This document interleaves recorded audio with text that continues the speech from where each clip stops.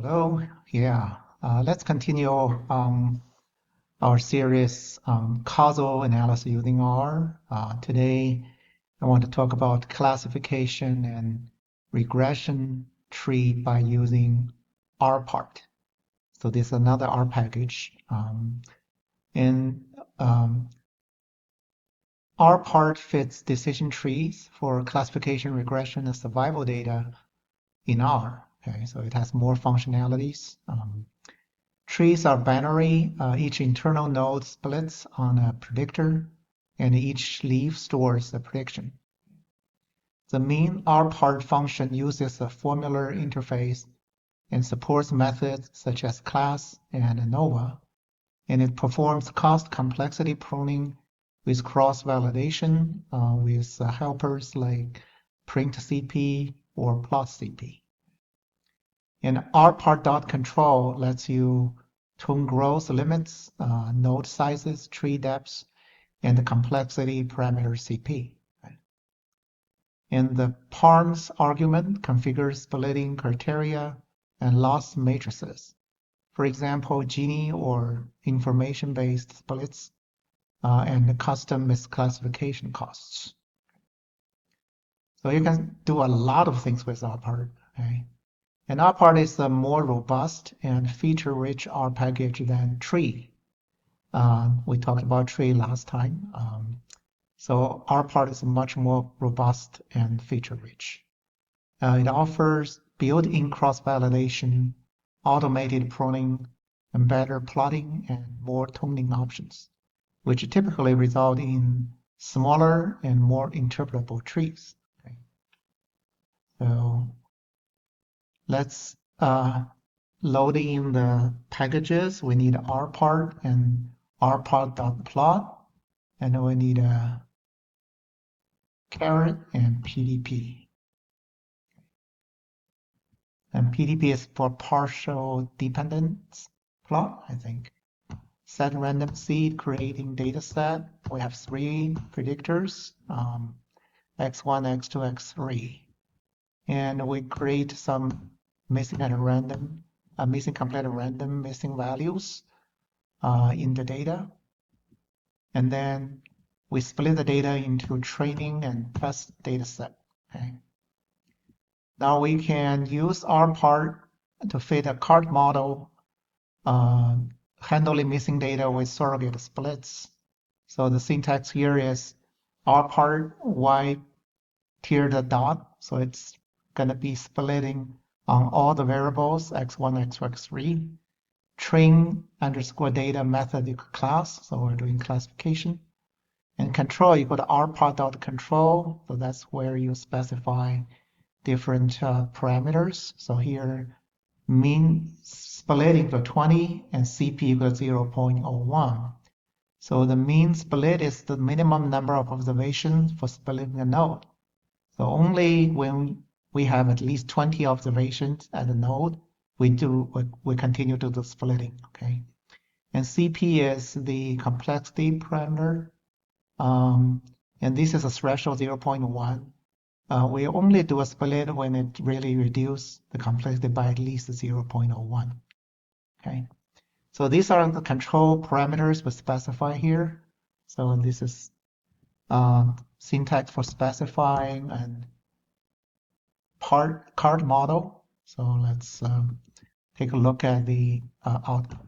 Okay, so when you take a look at this output, tells you it's a classification tree, give you the formula, and now you have the variable actually using tree construction x1, x2. So it did not use x3 because it's probably not reduced the impurity enough. Okay, and now you have this root node error 70 over 141. This means before you do any splitting, this is the original misclassification error. Okay, so it's about 49%. Okay, and you got 140, and then you have this table. You get the CP, the complexity parameter it's going down, you want to reduce it, right? And then you have number of split, and then you have the relative error, which is the error in relative to the root node error, okay? And then we usually look at the X error. This is the error from cross-validation, okay? And we want it to be small. And X standard STD, that's the standard deviation. So if we look at this table, it looks like as like 4. You got a 5 split, and you get an X error of 0.7143, which is smaller than all the other X errors. So this looks like this is the optimal one. Okay. We can do plotting. We can just using plot function, and this will show us the, oh, sorry, it's just plot the CP. We want to plot the complexity parameter. You can see on the right-hand side, the x-axis is the CP going from smaller to larger. So from larger to smaller. The smaller the CP is, the larger the tree is. Okay, the more complicated the tree is. And then the y-axis is the I think cross-validated relative, x-value relative error. So you can see it going down, going down, going down, and goes up. So it's really at like the 4 and the steps there you got the lowest relative error. Okay, so this is the graph, and we can also print out the summary, which has a lot.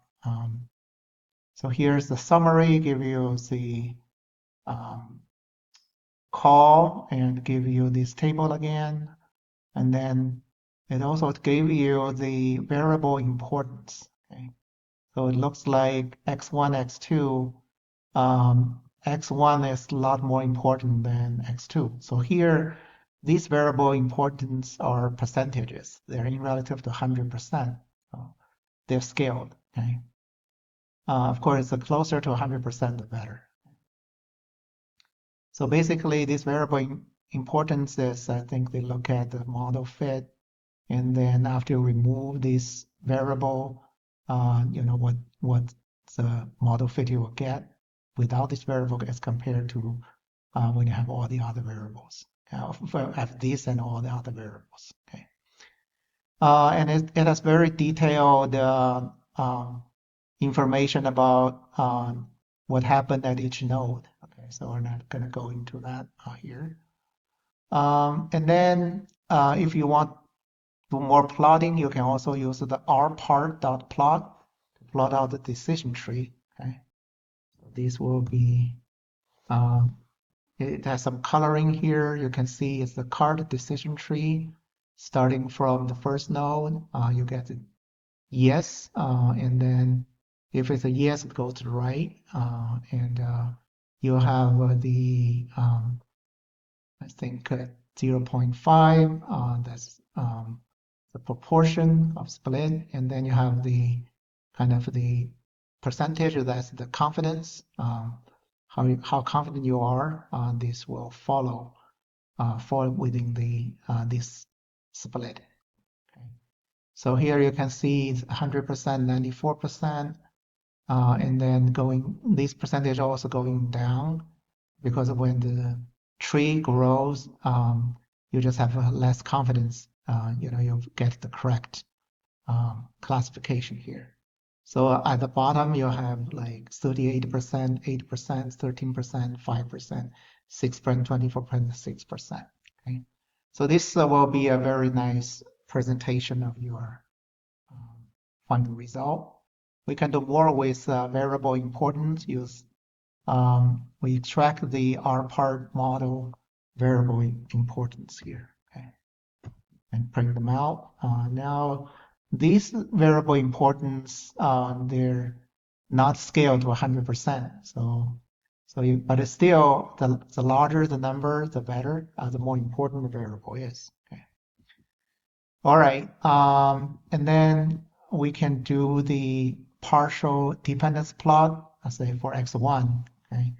This basically is the probability, we can plot it, is the probability of a success, like yes, when x1 varies. So from this plot on the right, you can see when x is relatively small, like between -3, -2, -0, 1, -1.5, it's almost like 1 there. Okay, it's all the 1. And then it goes down and goes down, and eventually, when it's like greater than 0, near the 0, it just stays at 0.4. Okay, so in this graph, you can kind of visualize the dependence of the probability of success on the changes in the x1 value. Okay.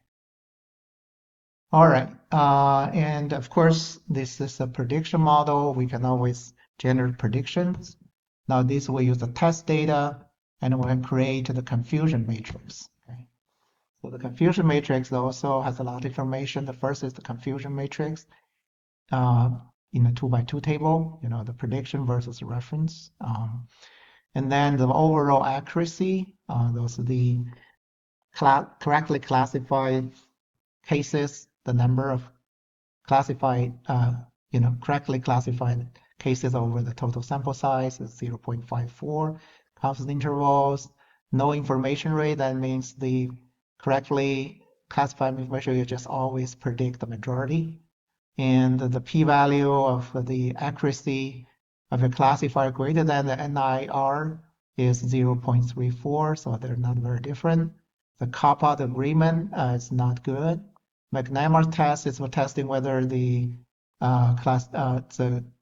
prediction errors differs between classes. So there's a large p-value, so no differences, and sensitivity is 0.58, specificity is 0.5, so they're pretty. This is really not very good. Okay, and we can do the surrogate. So the surrogate split is really for treating missing data. So when you have missing data on the primary splitting variable, you're going to find the surrogate variable as reference to split on. So here, this table, you have the count. That's the number of available observations that split, and number of categories. The positive value means the numeric value, and negative means the categorical value. Okay. Improvement, that's how much improvement you get by splitting that. You want it to be large. And the index is a value, it's a numerical value, it's a threshold for splitting, or it's a code for categorical variable. And adjustment, ADJ is the adjustment agreement between the surrogate mark split versus the primary split. And you want it to be large, but in this case, they're all 0 except the last one with 0.28. So overall, we don't have a very good classification tree on this data set by applying the card analysis using rpart. Okay, so this is a kind of a simple example to demonstrate the use of rpart for card analysis. Thanks for watching, and please support our channel by subscribe to our channel and like our video, and recommend this video to other learners. Thank you.